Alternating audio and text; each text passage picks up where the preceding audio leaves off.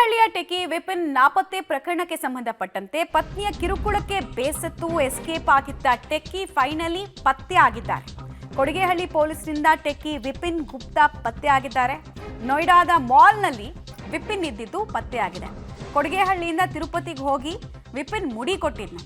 ಕಾಣೆಯಾದ ಬಗ್ಗೆ ಪತ್ನಿ ಮಿಸ್ಸಿಂಗ್ ಕಂಪ್ಲೇಂಟ್ ಅನ್ನು ಕೊಟ್ಟಿದ್ರು. ಇದು ಬಹಳ ಲಾಸ್ಟ್ ಒಂದು ವಾರದಿಂದ ಕೂಡ ಬಹಳ ಸುದ್ದಿಯಲ್ಲಿದ್ದಂತಹ ವಿಚಾರ ಇದು. ದೂರು ದಾಖಲಿಸಿ ನೋಯ್ಡಾದಲ್ಲಿ ಪೊಲೀಸರು ಪತ್ತೆ ಹಚ್ಚಿದ್ದಾರೆ.